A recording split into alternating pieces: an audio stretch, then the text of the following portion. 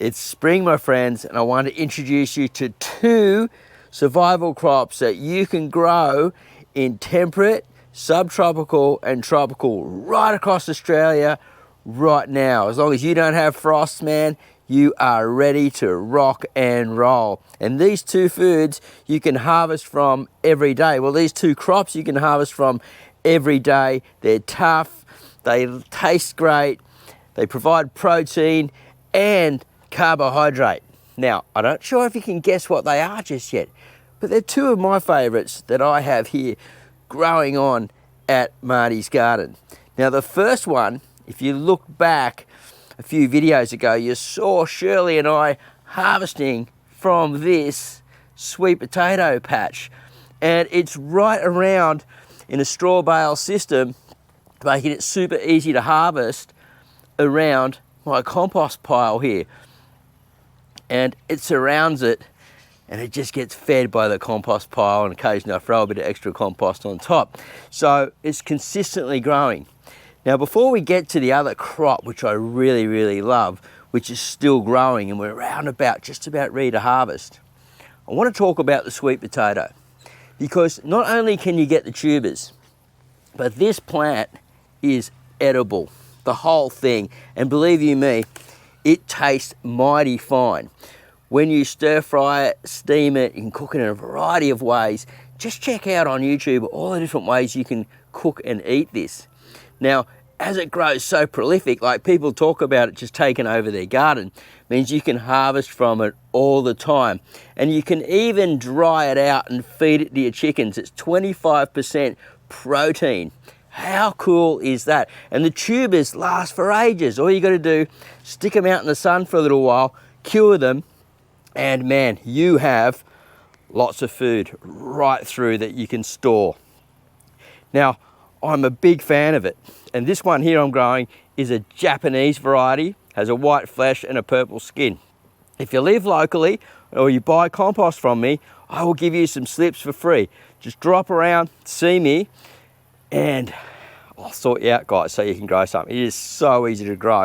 You can just stick the cuttings in some water, basically, or a sweet potato in the water, and it will start growing. So before we head out to the back garden where I show you the second crop, I want to show you, we're just heading into a bit of a darker spot now, to the Victory garden. It's just about, the sun's just about to come in on it now. And I have a sweet potato growing here in a container. So it doesn't always have to be growing in the ground, guys. It grows really well in a container. It doesn't need a heap of nitrogen either. So just a basic potting mix will do the job. You can harvest from the leaves. Just watch out, the grasshoppers like them a bit. And in about 3 months' time, you can have sweet potatoes. So grow bags, big pots. You need at least, I would say, 20 litres, 25 litres, so a good sized pot to get great results.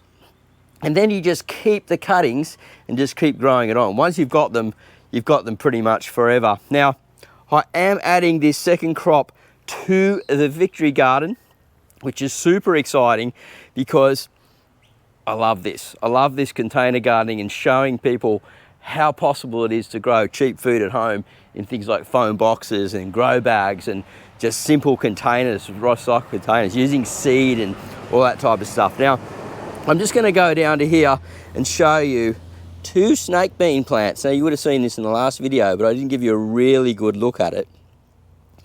You can see the new growth coming through. So that's a great sign. And this is growing in around about, it'll be about 25 litre pot.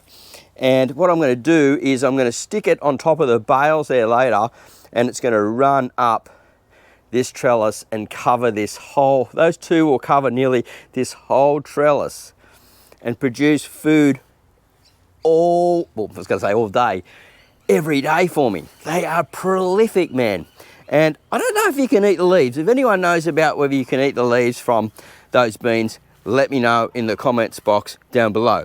And if you've got any recipes or anything like that for sweet potato, or you're using sweet potato leaf in your garden to cook and eat with, let me know also in the comments box down below. A lot of people like to read this stuff and get extra tips and tricks. the community is really awesome here, and they're just so helpful. So super grateful for that. We're going to head out the back and show you, because I'm growing ahead of you guys most of the time. And, you know, the people that have been gardening for a long time, not so much the beginners, probably in the subtropics and tropical areas, doing something similar to me right now. But what we've got growing on here, if you can look down here, I'll show you. We've got more snake bean seedlings, and there's two varieties. I've got both varieties growing, and I can't remember which is which, so I can't tell right at the moment. But we've also got some jalapenos here coming along as well, but lots and lots of snake beans. So I plan on selling snake beans. There's a little okra, and this one's called Clementine Spineless, and I've got lots of seedling coming up for that. Having no luck with this old seed at the moment. It's a Thai chili type, and then more of these little guys. I just love them. Now I've got so many plants now, because I've even got them planted around like in the garden here as well. We'll get to the bigger plants in a second. Look at this. He's got his roots in. He's in the bale garden. He's going to be growing up onto the trellis and punching out lots of food. They sell around about $3.50 to $5 for a nice big bunch of them. And like you can pick every day. Like I could easily pick 4 or 5 bunches, maybe 10 bunches a day from the amount that we're going to have growing here. So it all adds up. It all helps here on the micro farm. Now, I'm going to come in from this side, and if you've been watching the videos, you would know, because you would have seen this when I was talking about trellis gardens and where do you place your garden beds and things like that. And look at this, guys. They're growing right up to the top now. And there's 2 of them, so we'll just give you a better look. You can see I'm vining them through here, so I'll just place that back through there like that. And they do like to vine through themselves. You can see it going right up there. Super cool, right? And we'll go across just a little bit. I've got tomatoes intertwined into here as well, and they're doing absolutely fine. Really happy with that. And so you can see that the flowers have died off on the beans here, and this long stalk is about to produce a nice bean for me. So we've got lots of beans. Now, one thing I want to watch out for, and I'm keeping an eye for, is ants starting to get on here, because aphids, they like to bring aphids onto these plants for some reason, and we just got to watch out for that. But I'm not overly bothered if we get, so there's little one ant there, but he's probably just cruising around. If we get ladybugs in here and different predators and things, we will survive that, no problem. And lots of little flowers. So once we start harvesting, you'll find in about a week, once you get your first harvest, it's all on then. They just start producing lots and lots of food.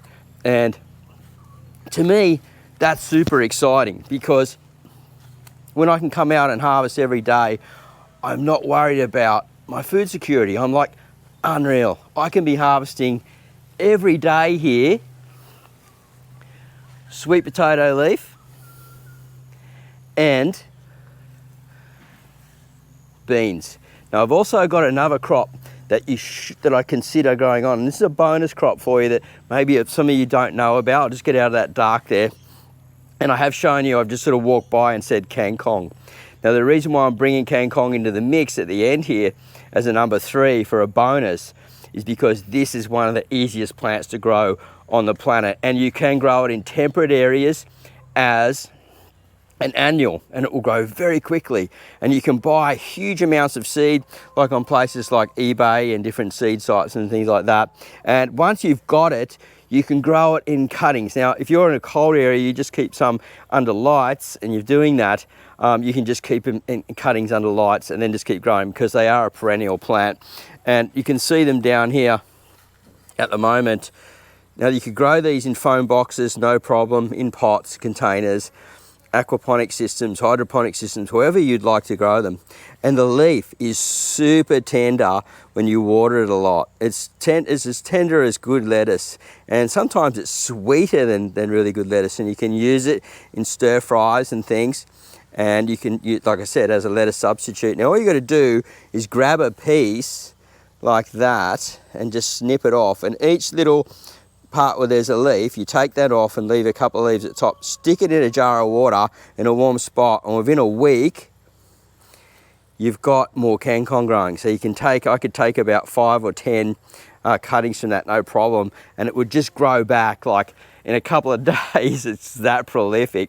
In some places around the world, it's regarded as illegal. It is illegal. They don't want you growing it, I think in certain parts of California and things, because if it gets in the waterways and stuff, it's a semi-aquatic plant. So that's about the only thing, is you just got to keep a lot of water up to it to get the best results. But you can harvest from that every day as well. And so you just can't really beat living like that when you can come out and harvest from crops every day. We've got more stuff growing on here at Marty's garden, and I'd love to show you more around the garden, but for now I just wanted to talk about those 2 crops. Let me know if you've been growing on with those 2, you tried Kangkong, you've tried sweet potato, you're considering snake beans. Now remember, you can also grow the blue lake if you don't want to grow snake beans.